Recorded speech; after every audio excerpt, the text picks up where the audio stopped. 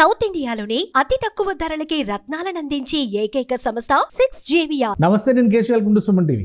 ఆంధ్రప్రదేశ్ ప్రభుత్వం అమరావతి రాజధాని నిర్మాణ పనుల్ని శరవేగంగా ముందుకు తీసుకెళ్లేటువంటి ప్రణాళికని ఇప్పటికే డిజైన్ చేసింది, అమలు చేసేటువంటి ప్రక్రియలో ముందడుగు వేస్తుంది.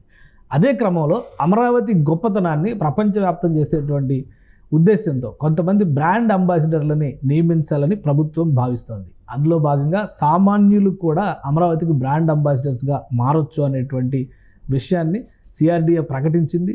ఎలా, ఎప్పుడు అప్లై చేసుకోవాలో కూడా సిఆర్డీఏ కొన్ని విధి విధానాలని వెల్లడించింది.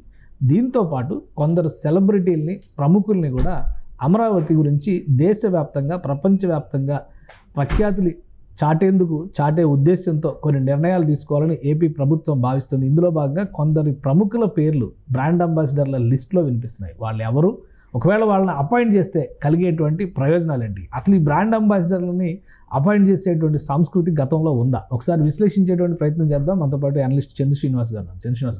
నమస్కారం. అమరావతిని ఒక ప్రెస్టీజియస్ ప్రాజెక్టుగా కేంద్ర ప్రభుత్వం తీసుకుంది. ఇప్పటివరకు రాష్ట్ర ప్రభుత్వం గురించి మాట్లాడేవాళ్ళం. ఈసారి బడ్జెట్లో ఇచ్చింది, అలానే వాటికి ఇచ్చేటువంటి ఫండ్ ఎలకేషన్స్లో ప్రాధాన్యం ఇచ్చింది. రుణాలు ఇచ్చేటువంటి క్రమంలో కూడా కేంద్ర ప్రభుత్వం కౌంటర్ గ్యారంటీ ఇచ్చి మరి అమరావతిని ముందుకు తీసుకెళ్లాలని డిసైడ్ అయింది. ఈ క్రమంలో ఇప్పుడు ఒక ఇంటర్నేషనల్ ఏరియాలో అమరావతి గొప్పతనం చెప్పే ఉద్దేశంతో కొందరు బ్రాండ్ అంబాసిడర్లు అనేటువంటి ప్రచారం జోరుగా సాగుతుంది. సో ఎవరుండే అవకాశం ఉంది? సామాన్యులు ఉంటారు, సామాన్యులతో పాటు మరికొందరు బ్రాండ్ అంబాసిడర్లని ప్రభుత్వమే ఎంచుకోబోతుంది అనేది విషయం.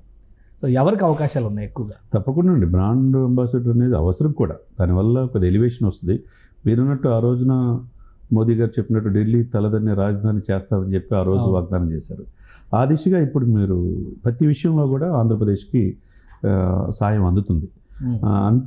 అది మనం అప్రిషియేట్ చేయాల్సిన అంశమే. దాంట్లో పాటుగా మీరు అన్నట్టుగా ఈ బ్రాండ్ అంబాసిడర్ అనేది ప్రతిదీ చేనేతకి అంతకుముందు మనం చూసాం. పవన్ కళ్యాణ్ గారు ఎప్పుడు కూడా దుస్తులు ధరించి మనం ముందుకెళ్ళేది. అదేవిధంగా అటువంటి వ్యక్తులు చెప్తే వింటారు. అదేవిధంగా చిరంజీవి గారు, మెగాస్టార్ గారు లాంటి వాళ్ళు కావచ్చు. ఎందుకు వేవ్స్ అనే దాన్ని పెట్టి ఒక 15 మందిని మోదీ గారు అడ్వైజరీ బాడీలో పెట్టారంటే ఒక తెలుగు వ్యక్తి, రజనీకాంత్ గారు, చాలా మంది, అమితాబ్ బచ్చన్ ఉన్నారు కదా, షారుఖ్ ఖాన్, అందరూ ఉన్నారు.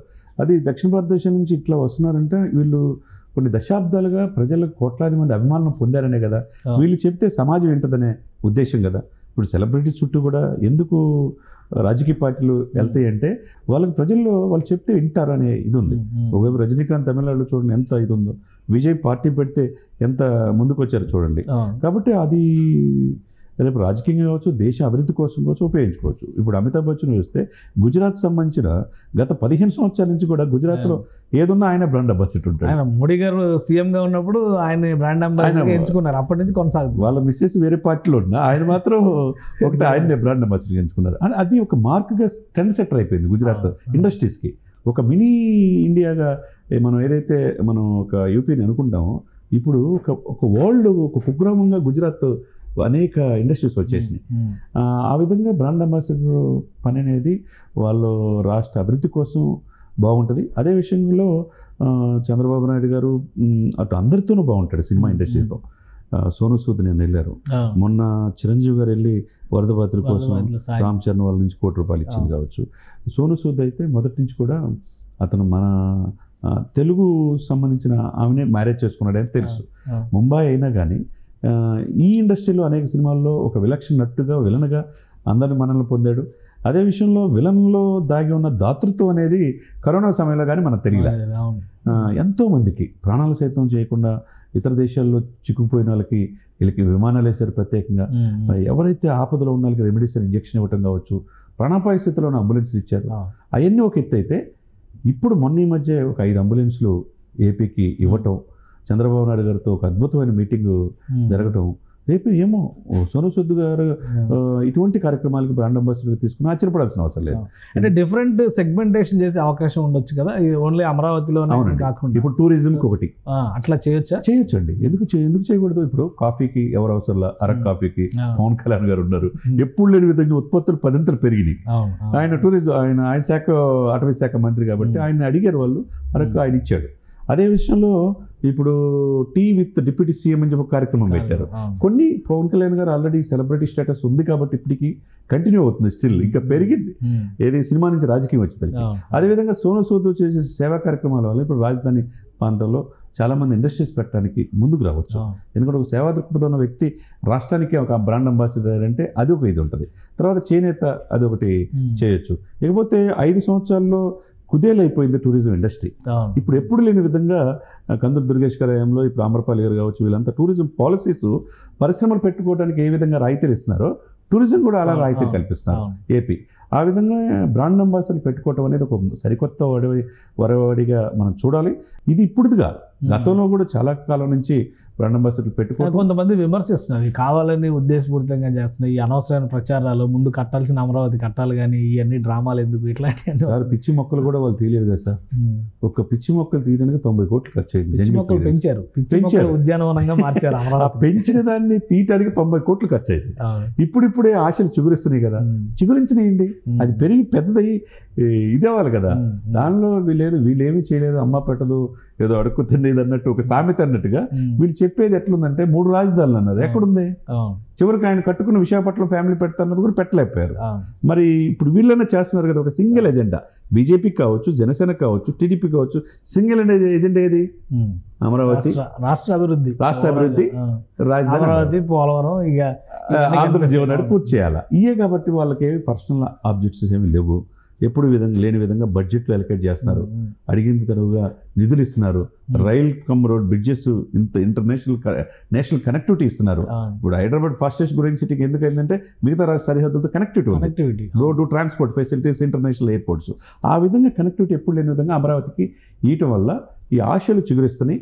అమరావతికి ఎప్పుడు లేని విధంగా అద్భుతమైన ఇది అంటే కేంద్ర ప్రభుత్వం నుంచి నిధులు రావటం కావచ్చు, టూరిజం డెవలప్మెంట్ కావచ్చు, టూరిజం అఖండ గోదావరి ప్రాజెక్టు కావచ్చు. నిన్న కాక మొన్న జైపూర్లో వెళ్ళి కందులు దుర్గేష్ గారు టూరిజం శాఖ అగ్రిమెంట్ జరుగుతుంది. త్వరలో ఒక 25,000 కోట్లతో ఒక భారీ ఇది కూడా వస్తున్నట్టుగా తెలుస్తుంది. ఇదే కనుక జరిగితే ఆంధ్రప్రదేశ్కి మరింత ఉద్యోగ అవకాశాలు ఉంటాయి. పరిశ్రమల వల్ల దాన్ని ఆధారపడిన టూరిస్ట్ డెస్టినేషన్గా వస్తుంది. ఎందుకంటే గోదావరి అందాలు మనం చూసాం, తలకోన ఫారెస్ట్ చూసాం, మారేడుమిల్లిలో షూటింగ్లు చూస్తున్నాం.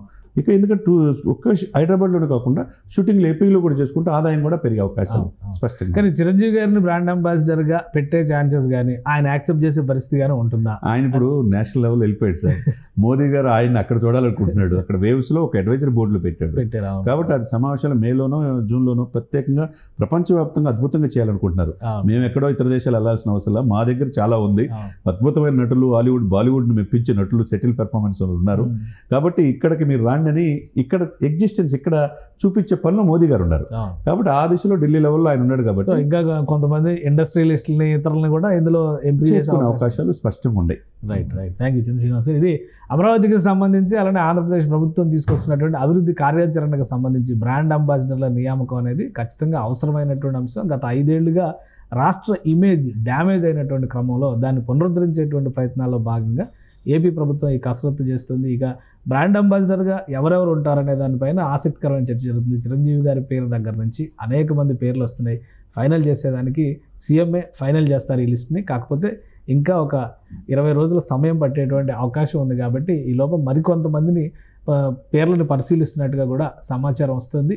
ఫైనల్ లిస్ట్లో ఎవరు ఉంటారనేది ఆసక్తికరంగా ఉందని చంద్ర శ్రీనివాస్ గారు విశ్లేషిస్తున్నారు. ఇది స్పెషల్ డిస్కషన్.